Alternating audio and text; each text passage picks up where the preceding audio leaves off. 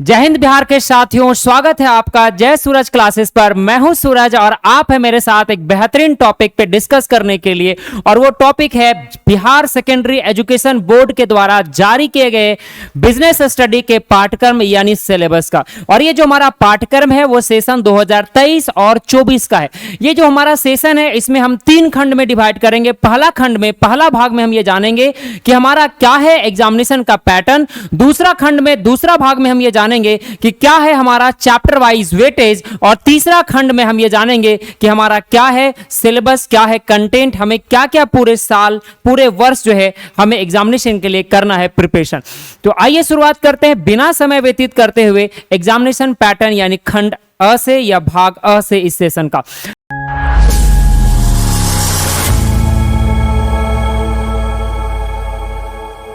तो examination pattern को बहुत प्यार से समझेंगे। सबसे पहले ध्यान रखना है कि बिहार सेकेंडरी एजुकेशन बोर्ड यानी बिहार बोर्ड ने बिहार के बच्चों के लिए पूरा तरह से क्लियरिफाई कर दिखाया है कि क्या है उनका एग्जामिनेशन का पैटर्न। तो टोटल बिजनेस स्टडी का जो हमारा मार्क्स है, वो टोटल बिजनेस स्टडी जो है हमारा सर वो 100 मार्क्स का है। ये आपको ध्यान रखना है। टोटल बिजनेस स्टडी हमारा 100 मार्क्स का है, यानी बिजनेस स्टडी जो है सर वो हमारा 100 मार्क्स का होगा। 100 मार्क्स में से आप ध्यान रखेंगे, 100 मार्क्स में से इस पूरे के पूरे को 2 खंड में डिवाइड कर दिया गया है। Section A that is called objective, section A को ऑब्जेक्टिव कहा गया है और सेक्शन बी को सर सब्जेक्टिव कहा गया है। सेक्शन ए में ऑब्जेक्टिव जो है इसमें टोटल नंबर ऑफ क्वेश्चन जो रहेंगे sir, total number of question 100 रहेंगे, यानी क्वेश्चन नंबर 1 से लेकर क्वेश्चन नंबर 100 तक रहेंगे। और इसमें से आपको अटेम्प्ट करना है एनी 50 क्वेश्चन, यानी 100 में से 50 क्वेश्चन ही आपको अटेम्प्ट करने हैं, यानी बनाने हैं सर। ठीक है, यानी आपको जो क्वेश्चन अटेम्प्ट करने हैं वो एनी 50 क्वेश्चन को अटेम्प्ट करना है। लेकिन ध्यान रखेंगे, बहुत सारे बच्चे के मन में प्रश्न रहता है कि सर यदि हम क्वेश्चन नंबर 1 से लेकर क्वेश्चन नंबर 60 तक बना दिए, 60 क्वेश्चन बना दिए तो क्या होगा।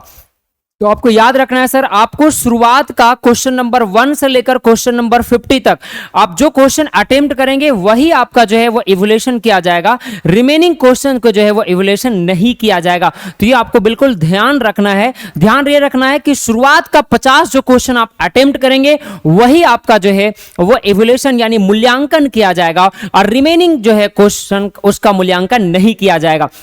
प्रत्येक जो हमारा एमसीक्यू का क्वेश्चन रहेंगे वो 1 मार्क्स का रहेगा। फिर आपको ध्यान रखना है कि ईच क्वेश्चन कैरी 1 मार्क्स, और जो आप क्वेश्चन एमसीक्यू का क्वेश्चन जो सॉल्व करेंगे उसके लिए बिहार सेकेंडरी एजुकेशन बोर्ड के द्वारा आपको ओएमआर शीट जो है वो दिया जाएगा, ओएमआर शीट आपको प्रोवाइड किया जाएगा। और सेक्शन ए जो है वो सर टोटल जो है वो 50 मार्क्स यानी टोटल 50 मार्क्स करेंगे। लेकिन जब आप ओएमआर शीट में फिलअप कर रहे होंगे, जब आप ओएमआर शीट में ऑब्जेक्टिव क्वेश्चन को प्यार से बना रहे होंगे, तो आप ध्यान रखेंगे सर कि जब भी आप ओएमआर शीट को फिलअप करेंगे तो आप ब्लू पेन या ब्लैक पेन का प्रयोग करेंगे। फिर से रिपीट कर रहे हैं सर, जब आप ओएमआर शीट को फिलअप करेंगे तो ब्लू बॉल पेन और ब्लैक बॉल पेन का ही प्रयोग करेंगे। यह बिहार सेकेंडरी एजुकेशन बोर्ड जो है यह आपको निर्देशित आपके एग्जामिनेशन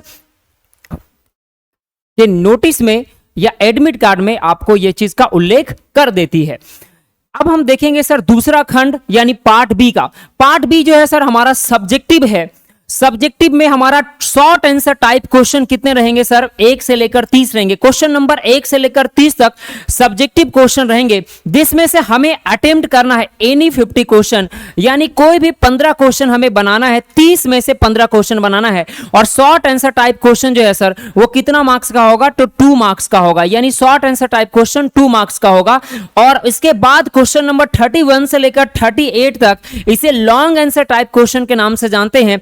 और यह जो होगा वो कितना होगा, अटेम्प्ट करना होगा एनी 4, यानी 4 क्वेश्चन जो हमें अटेम्प्ट करना है लॉन्ग आंसर टाइप क्वेश्चन। यानी कि आप देखिए 31 से लेकर 38 यानी 31 से लेकर 38 में से 8 आपको जो है प्रश्न दिए जाएंगे, उसमें से 4 बनाने हैं। और यह कितना मार्क्स का होगा सर, प्रत्येक प्रश्न long answer type question 5 marks का होगा। तो आप ध्यान से देखेंगे कैलकुलेशन को, तो 4 क्वेश्चन ऐसे हैं जो आपको लॉन्ग आंसर टाइप क्वेश्चन होंगे, वो 5 मार्क्स के होंगे। इस प्रकार से 20 मार्क्स आपका हो गया लॉन्ग आंसर टाइप क्वेश्चन। और शॉर्ट आंसर टाइप की बात करें तो आपको 15 क्वेश्चन अटेम्प्ट करने हैं जो 2 मार्क्स के होंगे, और इस प्रकार से 30 और 30 प्लस 20 जब हम टोटल करेंगे सर तो हमारा जो है कितना हो जाएगा 50।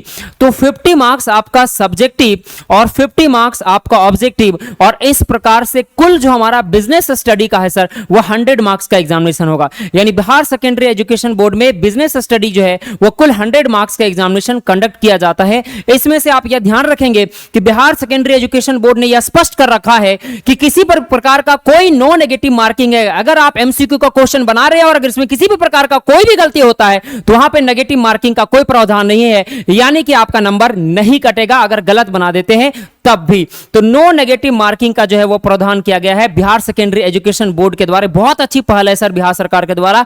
दूसरी बात करें तो जो हमारा टाइमिंग है वो 3 आवर और 15 मिनट का है। 3 घंटा 15 मिनट का बहुत सफिशिएंट टाइम होता है सर, लेकिन 15 मिनट जो है वो सिर्फ आपको एमआर सीट में अपना रोल नंबर, रोल कोड भरने के लिए, फिलअप करने के लिए दिया जाएगा। साथ ही साथ आपका एग्जामिनेशन के सारे जो विषय वस्तु है उसको फिलअप करने के लिए दिया जाएगा, क्वेश्चन को स्टडी करने के लिए दिया जाएगा, पढ़ने के लिए दिया जाएगा। लेकिन आपको 15 मिनट जो है उसमें से आपको अनुमति नहीं दिया जाएगा कि आप उत्तर पुस्तिका में जो है वो लिखेंगे। आपको लिखने के लिए जो उत्तर पुस्तिका में जो अनुमति है वो सिर्फ और सिर्फ 3 घंटा के लिए ही है, और 15 मिनट जो है वो सिर्फ और सिर्फ आपको क्वेश्चन को पढ़ने के लिए, एमआर सीट को फिलअप करने के लिए ही दिया जाएगा। इस बात को ध्यान में रखेंगे सर, और ध्यान रखेंगे टोटल आपका बिजनेस स्टडी का मार्क आपका 100 मार्क्स का होगा। तो ये था हमारा बिजनेस स्टडी का एग्जामिनेशन का पैटर्न। अब हम देखेंगे कि हमारा चैप्टर वाइज क्या है वेटेज। चैप्टर वाइज वेटेज देखेंगे, उससे पहले मैं आपको बता दूं कि जो आपको चैप्टर वाइज वेटेज दिख रहा है यह बिहार सेकेंडरी एजुकेशन बोर्ड के द्वारा आधिकारिक रूप से पुष्टि नहीं करता। यह हमारा टीम का बहुत ही सुनहरा एफर्ट है, और यही सुनहरा एफर्ट की मदद से जो है हम आपको यह स्पष्ट कर रहे हैं कि किस प्रकार से जो है वो हमारा बिहार सेकेंडरी एजुकेशन बोर्ड में चैप्टर वाइज वेटेज है। कौन सा चैप्टर से ऑब्जेक्टिव क्वेश्चन कितने रहेंगे, कितना सा सब्जेक्टिव क्वेश्चन रहेंगे, सब्जेक्टिव में लॉन्ग आंसर टाइप क्वेश्चन कितने रहेंगे और शॉर्ट आंसर टाइप कितने क्वेश्चन रहेंगे। तो देखते हैं चैप्टर नंबर 1 में सबसे पहला चैप्टर है nature and significance of management, that is called the प्रबंध की प्रकृति एवं महत्व। इसमें आपको ऑब्जेक्टिव क्वेश्चन 6 से 8 दिखेंगे, शॉर्ट आंसर टाइप क्वेश्चन 3 से 4 और लॉन्ग आंसर टाइप क्वेश्चन 1 दिखेंगे। दूसरा चैप्टर की बात करें तो दूसरा चैप्टर है principle of management, that is called प्रबंध के सिद्धांत। इसमें आपको शॉर्ट आंसर टाइप क्वेश्चन 4 से 5 मिलेंगे, माफ कीजिएगा ऑब्जेक्टिव क्वेश्चन 4 से 5 मिलेंगे, शॉर्ट आंसर टाइप क्वेश्चन 1 से 3 और लॉन्ग आंसर टाइप क्वेश्चन 1 मिलेंगे।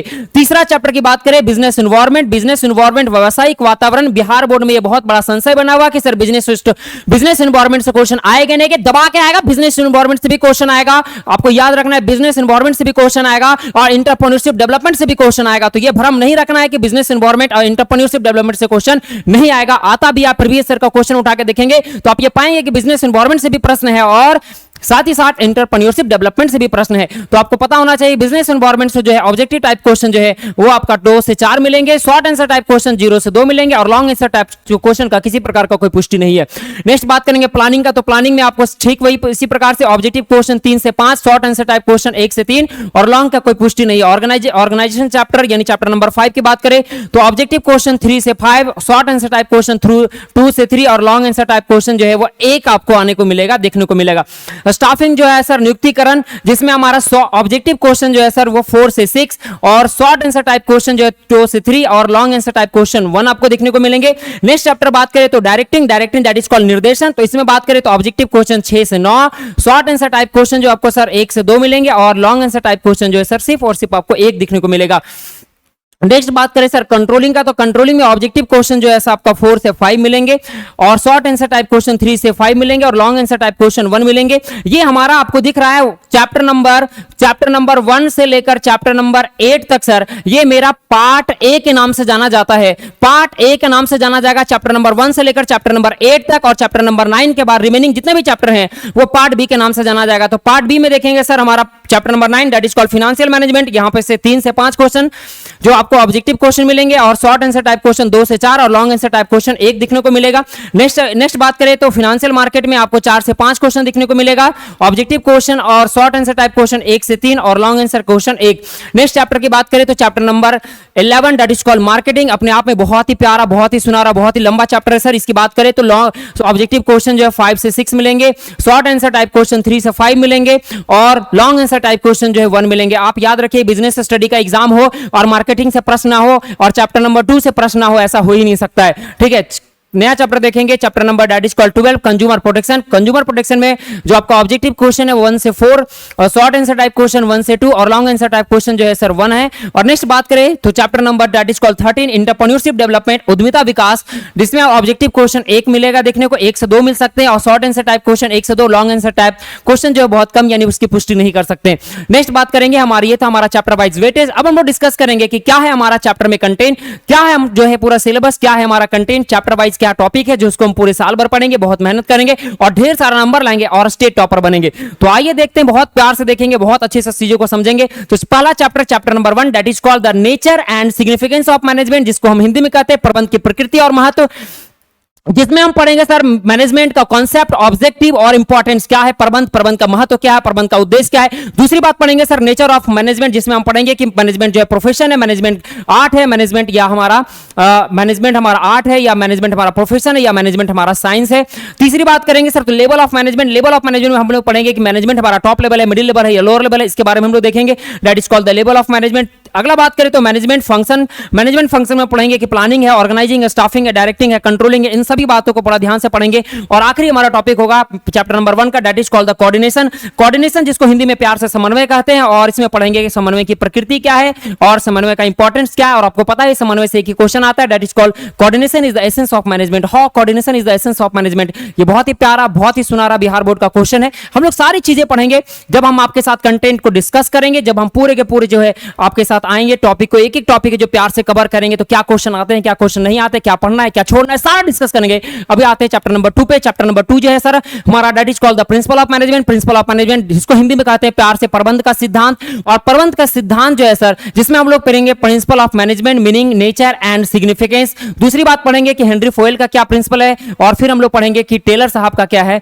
वो हमारा टेलर साहब का क्या मैनेजमेंट है, टेलर साहब का क्या प्रिंसिपल। आपको याद रखना है कि बिजनेस स्टडी में 2 ही तो दिल है, ठीक है, और एक दिल कौन है, हमारे प्यारे फोयल साहब है, और दूसरा कौन है तो हमारे टेलर साहब। आप तो बोलेंगे दिल एक ही होता है, जी सर, लेकिन बिजनेस स्टडी में 2 मान के चलना है। नेक्स्ट चैप्टर की बात करेंगे, chapter number 3। Chapter number 3 that is called the business environment, जिसको हिंदी में कहते हैं व्यावसायिक वातावरण। बिजनेस एनवायरनमेंट में हम लोग पढ़ते हैं meaning of business environment. Business environment व्यावसायिक वातावरण क्या है, व्यावसायिक वातावरण के क्या इंपॉर्टेंस है, इसके बारे में पढ़ेंगे। साथ ही साथ हम पढ़ेंगे बिजनेस एनवायरनमेंट के क्या डायमेंशन है, इसके बारे में पढ़ेंगे। फिर हम पढ़ेंगे कि जो है सोशल, टेक्निकल और पॉलिटिकल, लीगल, इकोनॉमिकल जो है इसके बारे में पढ़ेंगे। साथ ही साथ हम पढ़ेंगे कि हमारा एलपीजी, लिबरलाइजेशन, प्राइवेटाइजेशन और ग्लोबलाइजेशन के आने से भारत की इकोनॉमी में क्या इफेक्ट पड़ा, लिबरलाइजेशन, प्राइवेटाइजेशन, ग्लोबलाइजेशन कब आया, इसके बारे में पढ़ेंगे। या न्यू इंडस्ट्रियल पॉलिसी के बारे में पढ़ेंगे। ये सारे टॉपिक हम लोग जो है डिटेल में पढ़ेंगे सर। दैट इज कॉल्ड कौन सा चैप्टर में पढ़ेंगे, चैप्टर नंबर हमारा 3 होगा। नेक्स्ट चैप्टर की बात करें तो chapter number 4 that is called planning. Planning कुछ और नहीं होता है sir, thinking beforehand is called planning. कुछ भी सोचने से पहले,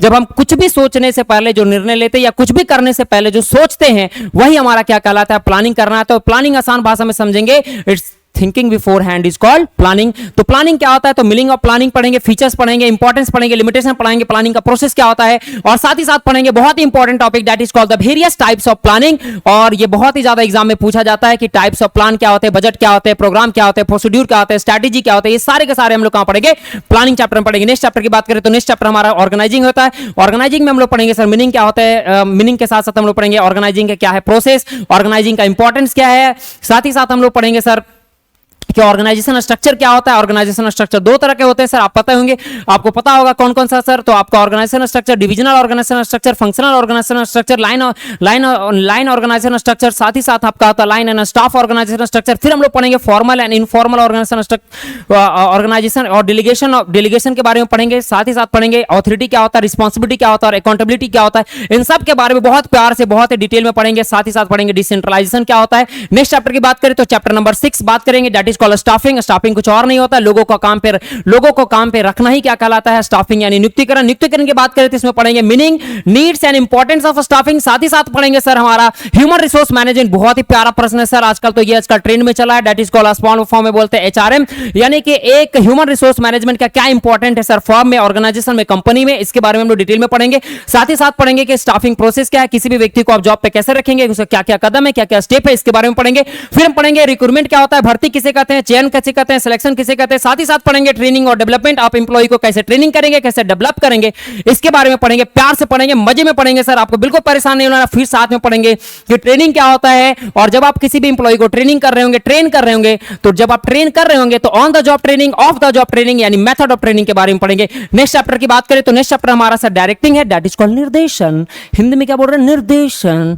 ठीक है, तो निर्देशन को देखते हैं सर, डायरेक्टिंग होता है क्या, तो सबसे पहले पढ़ेंगे मीनिंग क्या होता है, इंपॉर्टेंस क्या होता है, प्रिंसिपल ऑफ एलिमेंट, एंड साथ ही साथ डायरेक्टिंग। उसके बाद हम लोग पढ़ेंगे सुपरविजन क्या होता है, यानी पर्यवेक्षण क्या होता है, मोटिवेशन क्या होता है सर, अभिप्रेरणा बड़ा इंपॉर्टेंट है सर, मोटिवेशन आपको तो पता ही है, motivation meaning and importance motivation का क्या है। फिर हम लोग पढ़ेंगे मैस्लो साहब का जो है मोटिवेशन, यानी मैस्लो हायरार्की नीड्स पढ़ेंगे। ठीक है, उसके बाद हम लोग पढ़ेंगे सर कि financial and non financial incentive क्या होता है, साथ ही साथ पढ़ेंगे लीडरशिप क्या होता है सर, लीडरशिप क्या क्या इंपॉर्टेंट है, और क्वालिटीज ऑफ जो है वो गुड लीडर, आपको तो पता ही है। लीडरशिप अगर पढ़ना है और धोनी भाई का एग्जांपल ना ले तो ऐसा हो ही नहीं सकता है सर, उनसे बेहतरीन लीडरशिप का अभी जीता जागता कोई उदाहरण नहीं है। तो आप याद रखेंगे, अगर आप बिहार से हैं तो दबा के लाइक ठोक देंगे, किसके लिए सर, धोनी भाई के नाम पे, यानी हमारे प्यारे एमएसडी महेंद्र सिंह धोनी के नाम पर सर एक लाइक तो आपका बनता है।